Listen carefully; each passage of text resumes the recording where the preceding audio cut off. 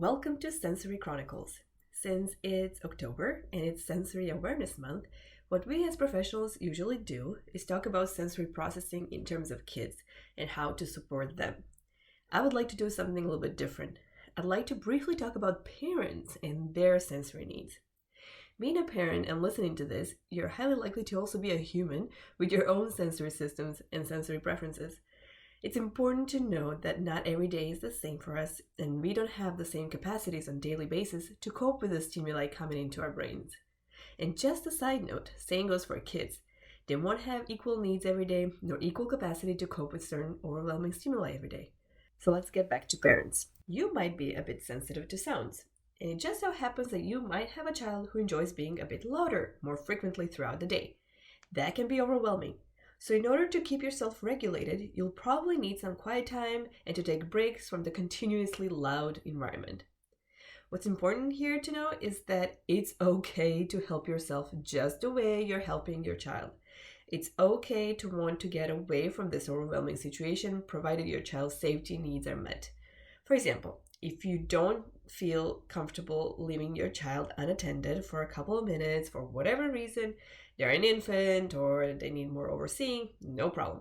You can take those noise-reducing headphones or some kind of earplugs that could allow you to hear what your child is doing or if they're calling you, but in a more acceptable way for you. If you're a person who is more sensitive to touch, on the other hand, and you have a child who asks for your vicinity many times in a day, like hugs, sitting in your lap, climbing over you, doing piggybacks, and so on, that can be overwhelming as well. One thing that happens commonly is that a child can mistakenly scratch you or pinch you, hit you with a toy, pull your hair, step on you, and so on. So it's not only about the frequency and duration of the touch, but also about the intensity of the touch. For a tactile sensitive person, these continuous, uncontrollable, hard to predict inputs can be simply too much. Similarly, there are parents who prefer to have their home environment clean and tidy due to their sensitivity to touch. And when that parent has a tactile underreactive child who enjoys messy play, different textures, exploring materials with their whole bodies, that can be also a bit frustrating for those parents as they have the need to continuously clean the child, the environment, and so on.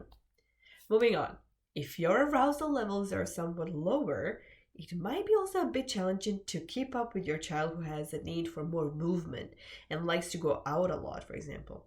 It can also be the other way around, that you are a person with a higher state of arousal most of the time and you are, say, fast, whereas you have a child who prefers calmer, more slower approach to going about their day and activities.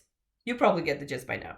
One more thing that I find very important is for our kids to see us taking care of ourselves. We as parents and adults provide them with an example, a model of self-care, which is a tool they might use when they become older too. So, if you recognize yourself in any of these examples, what you can do is to go through the sensory systems and see what your preferences are. If you're not quite sure which systems we have, go ahead and check them out in my first episode where I mentioned all of them. Find your most common triggers or situations and think about what could make you feel more comfortable. Then think about how you can incorporate your need and preference into your daily routine with a child who exhibits potentially opposite needs and preferences. Use this knowledge to help regulate yourself in order to help your child regulate him or herself better as well. It's especially important to know what works for you in the times when our kids have difficult moments such as meltdowns, tantrums, testing our boundaries, and so on. A lot of the times we as parents feel so bad and it's hard to regulate in moments when they're crying and feeling uneasy. And I often see parents and also grandparents, daycare, preschool, kindergarten teachers use distractions. Kids cry and we almost immediately point their attention to something close by. Of course, the reasons may not always be sensory, but still, we kind of don't let them process the full emotion from the beginning to the end because it's hard. So we should learn to regulate ourselves, our emotions, and reactions towards the child to help lead the child through the difficult moment without cutting it midway through. Remember, it's not just about helping your child navigate their sensory world, but also taking care of yourself. Allocate time to discover your sensory needs and preferences in order to understand and support your child better. Let me know if you need help with that. And thank you for joining me on this episode of Sensory Chronicles, and I look forward to your stories and comments. Subscribe for more episodes like this. Thank you.